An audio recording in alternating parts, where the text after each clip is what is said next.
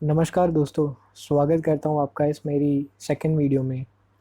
पहली वीडियो के लिए पहले तो मैं माफ़ी चाहता हूँ बिकॉज़ उसमें वॉइस क्वालिटी इतनी अच्छी नहीं थी। बट मैंने अभी इम्प्रूव ट्राई किया है कि क्वालिटी इसमें इम्प्रूव हो as compare to previous video. So start करते हैं। जैसे कि हमने पहले वीडियो में सीखा था what is IPO, share market में स्टॉक एक्सचेंजेस के बारे में सीखा, मार्केट कैपिटलाइजेशन के बारे में सीखा। तो इस वीडियो में हम लोग अभी सीखेंगे कि टाइप्स ऑफ शेयर्स, कि शेयर्स कैसे होते हैं। बिकॉज पार्ट टू में मैं आपको एक कॉन्सेप्चुअल और थोड़ा थ्योरी बताऊंगा। देन हम फोर्थ वीडियो यानी कि जो थर्ड वीडियो होगी एक्चुअली में, उसमें हम लोग सीखेंगे कि कैसे शेयर मार्केट में इन्वेस्टमेंट की जाती है। ठीक है, प्रैक्टिकली देखेंगे, वो थोड़ी प्रैक्टिकल वीडियो होगी।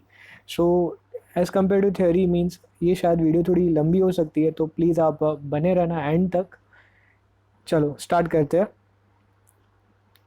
तो हम लोग इस वीडियो में दो शेयर्स के बारे में देखेंगे, इक्विटी शेयर्स, प्रेफरेंस शेयर्स। ठीक है, मैंने यहाँ पे स्लाइड पर मेंशन किया हुआ है कि equity shares, common shares, ordinary shares, ये इक्विटी शेयर्स के डिफरेंट डिफरेंट नेम्स है।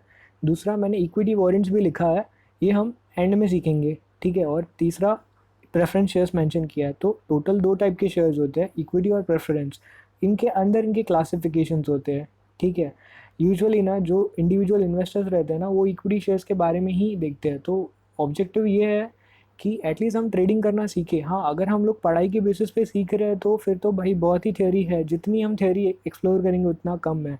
बट एटलीस्ट शुरू तो करें, थोड़ा प्रैक्टिकल भी देखेंगे तो मज़ा आएगा। तो आप प्लीज़ बने रहना, इसीलिए कहता हूँ कि सब्सक्राइब कर दो चैनल को, सो दैट कि अगले जो वीडियोज़ आएंगे ना उसमें हम थोड़ा प्रैक्टिकल सीखेंगे।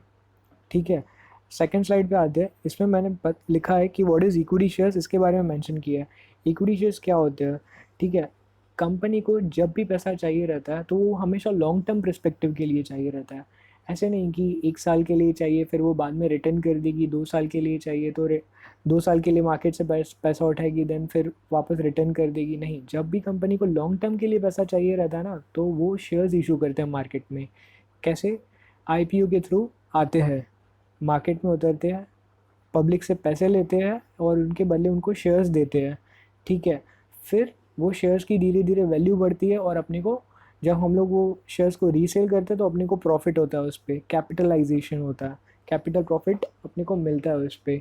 ठीक है, थोड़ा टेक्निकल है ये, प्रैक्टिकल जब भी सीखेंगे चीज़ तो ज़्यादा अच्छी से समझेगी। ठीक है, अभी अ, जो भी इक्विटी शेयर होल्डर शेयर खरीदता है, ठीक है, उसको कुछ राइट्स मिलते हैं। ठीक है, एक तो right to vote, share the profits and claim the assets of the company. ये तीनों पॉइंट्स को आगे समझते हैं आगे की स्लाइड में। हाँ, ये इक्विटी शेयर्स के फीचर्स एक्चुअली कैसे कि अगर हमने कंपनी का शेयर खरीदा तो अपने को उसमें राइट मिलेगा। सबसे पहले कौन सा राइट? जो कंपनी के मैनेजमेंट होती है ना, जब वो डिसीजंस लेते हैं, जैसे कि मर्जर का डिसीजन लिया, एक्विजिशन का डिसीजन लिया, या किसी सेगमेंट को बंद करने का डिसीजन लिया, तो कंपनी इक्विटी शेयर होल्डर्स से पूछती है कि आपका क्या ओपिनियन है। वो ओपिनियन हम अपने वोट के फॉर्मेट में दे सकते हो उनको कि ये मैं इसके अगेंस्ट में हूँ, मैं इसके फेवर में हूँ। ठीक है, तो मैं उस हिसाब से वोट करूँगा और मेरा वोट काउंट किया जाएगा। ठीक है, तो उसके हिसाब से मैनेजमेंट को डिसीजन लेना पड़ता है। ये इक्विटी शेयर होल्डर का एक उसका राइट रहता है। ठीक है, ये उसकी एक खासियत है, उसको एक एडवांटेज है ये चीज़ का। ओके, और इक्विटी शेयर होल्डर्स ही जो होते हैं ना, कंपनी की मैनेजमेंट को सिलेक्ट करते हैं, डिसाइड करते हैं कि ये बंदा ऊपर बैठेगा, ये बंदा को नीचे उतरना है। ठीक है, ये एक इक्विटी शेयर होल्डर्स के पास पावर होती है। दूसरा जो होता है ना, इक्विटी शेयर होल्ड जो कैपिटल रहता है ना, वो कंपनी हमेशा के लिए अपने इक्विटी कैपिटल को हमेशा रेज करती है। मीन्स वो नॉन रिडीमेबल इन नेचर होते हैं। मीन्स ऐसे नहीं कि आपको कंपनी बोलेगी कि ये तू चल 4 साल बाद आना, पैसा वापस लेके जाना, या मैं जाऊँ, मैं शेयर खरीदता हूँ तो मैं जाऊँ कंपनी के पास बोलूँ कि भाई अभी मेरे को मेरा पैसा वापस चाहिए, आप अपना शेयर ले लो। नहीं, ऐसा नहीं। कंपनी आपको परमानेंटली आपको ओनर बना देगी, को ओनर। ठीक है, आप हिस्सेदार बन जाओगे कंपनी के, आपको प्रॉफिट्स और इसमें सब में आपको हिस्सा मिलेगा। ठीक है, लेकिन नॉन रिडीमेबल होंगी कि वो वापस से आप उनको ना मांग नहीं सकते हो जाके। तो ये वो पॉइंट में लिखा हुआ है। चौथी पॉइंट में बताया है कि claim dividend on the surplus profits of the company. अभी कंपनी अपने से पैसा उठा रही है, ठीक है, पूरा साल बिजनेस करेगी, बिजनेस करेगी तो ऑब्वियसली प्रॉफिट कमाएगी ना, प्रॉफिट कमाएगी तो कुछ हिस्सा इक्विटी शेयर होल्डर्स को देना पड़ता है as a form of dividend. वो जो प्रॉफिट डिस्ट्रीब्यूट होता है ना, उस प्रॉफिट को बोलते हैं dividend. For an example, company ने पूरा साल बिजनेस किया और 100 करोड़ का प्रॉफिट कमाया, तो कंपनी का मैनेजमेंट के पास पावर रहता है, वो डिसाइड करती है कि 10 करोड़, एग्जाम्पल है ये, 10 करोड़ हम लोग शेयर होल्डर्स में डिस्ट्रीब्यूट करेंगे एज अ डिविडेंड। वो जो प्रॉफिट शेयर होल्डर्स को दिया जाता है ना, वो रहता है, वो उसको कहते हैं डिविडेंड। ये जब आप शेयर्स परचेस करोगे ना, तो आपके बैंक में ये सीधा पैसा ट्रांसफ़र हो जाता है। ठीक है, यूजुअली मेरा तो सीधा बैंक में आता है डिविडेंड, मेरे को पासबुक पे ट्रांजेक्शन दिखाई देती है। ठीक है, और दूसरा है, हाँ, तो जो परसेंटेज है ना वो मैनेजमेंट डिसाइड करती है। और चौथा पॉइंट है कि ये जो इक्विटी शेयर्स जो रहते हैं ना, ये ट्रांसफरेबल रहते हैं, मीन्स आप तुरंत किसी और को भी दे सकते हो। ठीक है, कंसिडरेशन और विदाउट कंसिडरेशन। ठीक है, मीन्स आप बदले में उनसे कुछ ले सकते हो ये शेयर्स देके, या उन्हें ऐसे भी दे सकते हो। एक आपको एग्जांपल बताता हूँ। ठीक है, मीन्स ऐसे, मतलब आप सोचते रहोगे कि अरे ऐसे कैसे, मीन्स बिना दिए किसी को कैसे, मीन्स बिना कुछ लिए किसी को भी शेयर्स कैसे देंगे। तो जो मेरे सर ने ये एक एग्जांपल बताया था कि एक विप्रो कंपनी के जो मालिक है ना, उनके अकाउंट में सडनली कुछ शेयर्स, नहीं विप्रो नहीं, इन्फोसिस, इन्फोसिस कंपनी के जो मालिक थे ना, उनके अकाउंट में सडनली शेयर्स आ गए, इन्फोसिस उनकी कंपनी के, नारायण मूर्ति। ठीक है, तो ना जो कंपनी के बोर्ड ऑफ डायरेक्टर्स या जो बड़े बड़े सीईओ एमडी ये जो रहते हैं ना, उनको अलाउड नहीं रहता ऐसा ट्रेडिंग करना, क्योंकि मैनिपुलेशन हो जाती है। तो स्टॉक मार्केट की भी एक पुलिस रहती है, उसको सेबी बोलते हैं। अगर उनको ट्रेडिंग करनी होती है ना, तो उनकी परमिशन लेनी पड़ती है सेबी की। ठीक है, तो और उनको एक हफ़्ता पहले ही बता देना पड़ता है कि भाई मैं ट्रेडिंग करूँगा। एक हफ़्ता, मुझे इतना ठीक से याद नहीं आ रहा है, लेकिन 10 to 15 डेज़ के विंडो में उनको इन्फॉर्म करना पड़ता है। ठीक है, वीक और 10 to 15 डेज़। तो उनके अकाउंट में लेकिन सडनली शेयर्स ट्रांसफ़र हो गए। ठीक है, तो सेबी ने उनको कॉल किया कि आपके अकाउंट में ट्रांसफ़र हुए और आपने हमें इन्फॉर्म नहीं किया, तो ये आपने शेयर्स को कैसे ट्रेड किया। ठीक है, तो उन्होंने कहा कि मैंने ट्रेड नहीं किया हुआ है, मुझे देखना पड़ेगा। तो उनको पता चला कि उनके रिलेटिव ने एक वसीयत बनाई थी एक। ठीक है, उसमें उन्होंने लिखा था कि जब मैं मरूंगा ना, तो मेरे कुछ शेयर्स जो है ना, वो नारायण मूर्ति जी को ट्रांसफ़र हो जाने चाहिए खुद ही।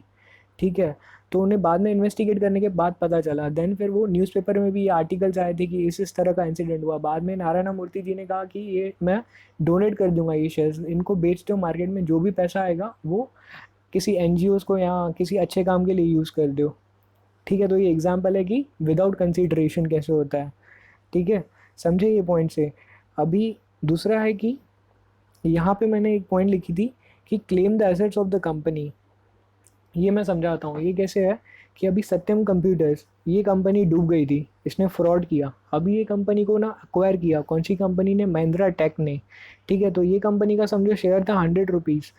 समझो ये कंपनी डूब गई, तो अभी डूब गई तो कैसे हुआ, जो भी ये कंपनी, जिसने भी ये कंपनी के शेयर्स खरीदे थे ना, तो वो कंपनी को, वो शेयर होल्डर्स को 2:8, 8:2 रेशो में शेयर्स दिए गए महिंद्रा टेक कंपनी के, सॉरी टेक महिंद्रा कंपनी के।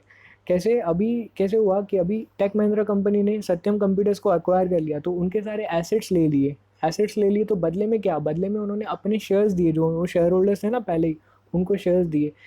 अगर सत्यम कंप्यूटर्स के 17 शेयर्स है, सॉरी मैंने पहले ना रॉन्ग कहा, 17 शेयर्स:2, ये रेशो में 17 शेयर्स है, तो आपको 2 शेयर्स टेक महिंद्रा के मिलेंगे। इस तरह 1:8.5 का रेशो था, मतलब एक शेयर टेक महिंद्रा का मिलेगा, 8.5 शेयर्स आपके पास सत्यम कंप्यूटर्स के होने चाहिए।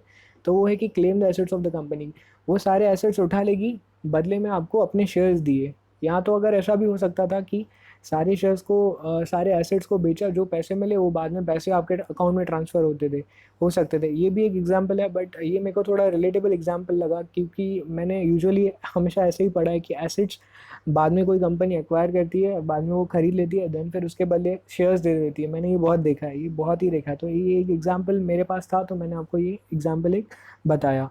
चलो आगे चलते हैं। ठीक है, अभी प्रेफरेंस शेयर्स, प्रेफरेंस शेयर्स क्या होते हैं। अभी जो सबसे पहले तो मैं ये कहूँगा कि जो ये शेयर्स को खरीदता है ना, ये बहुत ही स्मार्ट रहते हैं ये। और पहले तो ये इंडिविजुअल्स नहीं रहते, कि हम जैसे अकेले अकेले बंदे ऐसे नहीं रहते, ये कोई इंस्टीट्यूशन रहता है, जैसे कि म्यूचुअल फंड हो गया, बैंक्स हो गया, यूजुअली यही खरीदते हैं प्रेफरेंस शेयर्स। हाँ, तो अभी आगे चलते हैं। फ़र्क क्या होता है, जैसे देखो जो प्रेफरेंस शेयर्स होल्डर्स होते हैं ना, उनके पास ना इतने खास वोटिंग राइट्स नहीं होते कि वो कंपनी में जाए, कंपनी को कह सके कि भाई ये डिसीजन गलत है, ये गलत है। नहीं, ऐसे नहीं, डिसीजन इतना डिसीजन मेकिंग राइट नहीं होता। हाँ, लेकिन कुछ हद तक होता भी है उनके पास। हाँ, एक कन्वेंस करके होता है, कन्वीनियंस करके होता है, उसमें डील्स में कुछ बातें लिखी हुई होती है। बट यूजुअली वो लोग डिसाइड नहीं करते भाई, बोर्ड हेड मैनेजमेंट पे ये बंदे को बिठाओ, मैनेजमेंट पे इसको बिठाओ, ये बोर्ड ऑफ डायरेक्टर्स, वो लोग डिसाइड नहीं कर पाते, उनके पास ये राइट्स नहीं होते। और दूसरा उनको फिक्स्ड मैच्योरिटी रहती है कि 10 साल, 12 साल, 12 साल के बाद आपको हम पैसे वापस दे देंगे। लेकिन इक्विटी शेयर होल्डर्स में ऐसे नहीं, वो लॉन्ग टर्म फाइनेंसिंग है भाई, एक बार पैसा भरा तो नो रिफंडेबल। ठीक है। अभी तीसरा पॉइंट क्या है, dividend paid out of profits. Dividend paid out of profits वो भी कैसे रहता है ना कि कंपनी ने 100 करोड़ कमाया, ठीक है। अभी 100 करोड़ कमाया तो कंपनी क्या बोलेगी कि 10 करोड़ जो है ना वो इक्विटी वालों को दे दो, लेकिन इनको 10 करोड़ नहीं, इनका जितना तय हुआ रहेगा, समझो इनको प्रॉफिट तय हुआ रहेगा कि आपको 8% मिलेगा, तो 100 करोड़ के ऊपर 8% निकालेगी और 8 करोड़ ही डिस्ट्रीब्यूट करेगी उनको, 2 करोड़ एक्स्ट्रा नहीं करेगी। वो प्रेफरेंस इक्विटी शेयर होल्डर्स के पास ये बेनिफिट रहता है।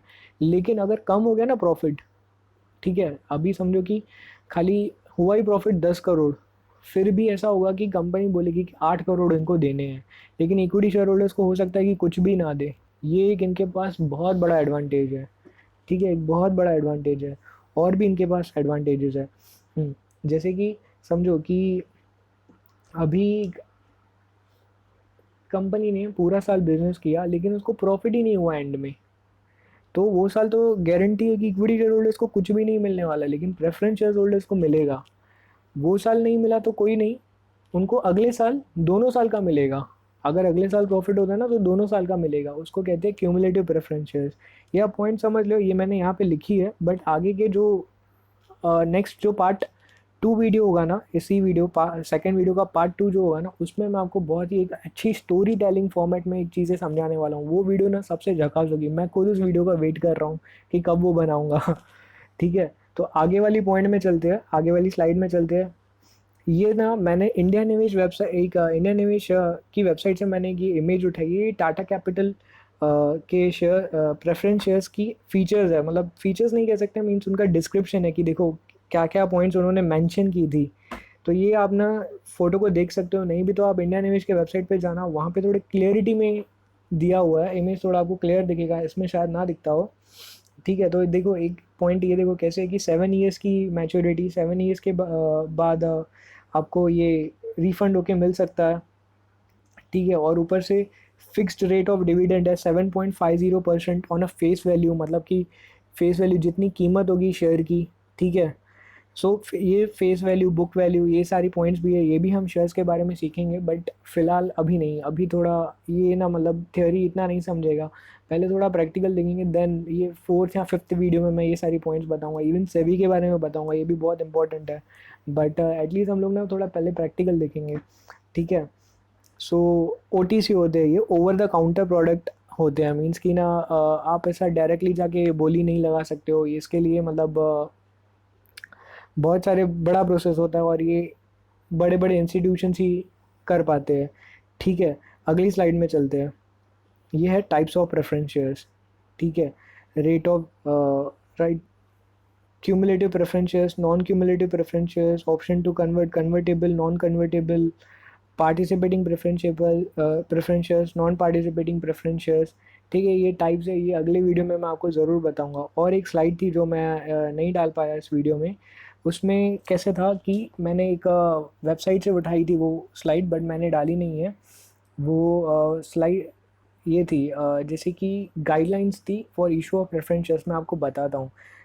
सबसे पहले तो पता है क्या कि मैक्सिमम जो पीरियड रहता है ना प्रेफरेंस शेयर्स को इशू करने का, वो 20 ईयर्स तक इशू कर सकते हैं प्रेफरेंस शेयर्स। ठीक है, 20 ईयर्स के बाद कंपनी को वापस देना ही है। और ऊपर से एप्लीकेशन साइज़, मतलब कि आपके पास 10 लाख रुपए तो एटलीस्ट होने चाहिए इन्वेस्ट करने के लिए प्रेफरेंस शेयर्स में। ठीक है, ये एक पॉइंट है। दूसरा, एक क्रेडिट रेटिंग एजेंसी होती है जो ना उसको रेटिंग देती है, जैसे कि क्रिस्टल, आइकरा, मूडीज़, ये रेटिंग देती है। जैसे कि अभी आईएमडीबी रेटिंग होती है, ठीक है, उसके बेसिस पे हम लोग मूवी देखने जाते हैं। आईएमडीबी की रेटिंग, रॉटन टमाटोज, कि भाई ये मूवीज़ को इतना अच्छा, अभी मैं भी कोई मूवी देखता हूँ ना तो पहले चेक करता हूँ, भाई रिस्क नहीं लेने का, टाइम अपना प्रीशियस है, ठीक है, तो ऐसी कोई फालतू मूवी नहीं देखने की, तो पहले चेक करने का। फिर रिव्यूज़ भी देखते हैं हम लोग। तो ये जो कंपनीज होती है ना, क्रिस्टल, आइकरा, ये बहुत एनालिसिस करती है और उसके बेसिस पे बोलती है कि ये कंपनी की रेटिंग अच्छी होगी नहीं होगी, ये कंपनी में इन्वेस्ट करना सही है नहीं है, इस तरह। तो कंपलसरी ना कंपनी को अपना रेटिंग करवाना होता है उनसे, ठीक है। ये एक है। और मिनिमम 3 ईयर्स होने चाहिए, मतलब 3 साल के ऊपर बट 20 साल तक, ठीक है, 3 साल के ऊपर और 20 साल तक का टेन्योर होना चाहिए प्रेफरेंस शेयर्स का। अगर आप अगर कोई कंपनी मार्केट से पैसे उठा रही है वाया प्रेफरेंस शेयर्स, तो कम से कम वो 3 साल तक से ऊपर, या 3 साल या 3 साल से ऊपर, बट 20 साल के अंदर, 20 साल या 20 साल के अंदर, ये एक पीरियड होता है, ठीक है। 10 लाख रुपया अगर जो कोई निवेशक जिसको इन्वेस्ट करना है, तो 10 लाख रुपया तो उसके लिए मिनिमम है ही है, मिनिमम तो करना ही है एप्लीकेशन साइज। कंपनी चाहे तो 10 लाख का 20 लाख भी रख सकती है, बट 10 लाख तो कंपलसरी है, ठीक है। बट इक्विटी शेयर्स में ऐसे नहीं होता। इक्विटी शेयर्स अगर आपके पास 14,000 15,000 है, तो भी आप आईपीओ के थ्रू इन्वेस्ट कर सकते हो। एक लॉट साइज़ होती है, वो भी आईपीओ भी आपको दिखाऊंगा मैं, तो और ज़्यादा क्लियरिटी आएगी, ठीक है। तो उम्मीद करता हूँ कि आपको कुछ ये पॉइंट समझ में आई होगी। तो मैंने थैंक यू वाली स्लाइड नहीं डाली है, बट मैं आपको कहता हूँ थैंक यू फॉर वॉचिंग। आपने अपना समय निकाला। अगर समझिए कि ये बहुत बेसिक सी चीज़ है, 10th 12th स्टैंडर्ड में हमने सीखी थी, फिर धीरे धीरे और सीखी। सो अगर आपको ये सारी चीज़ें पता भी है ना, तो मैं आपसे रिक्वेस्ट करूँगा कि आप अपने किसी भाई को जो शुरू कर रहा है अपना इस इन्वेस्टमेंट बैंकिंग या कॉमर्स में अपना करियर शुरू कर रहा है, तो उनको शेयर कीजिए आप। प्लीज़ सपोर्ट कीजिए। यही यही मेरा मतलब यही मेरे लिए बहुत है। तो चलो मिलते हैं अगली वीडियो में।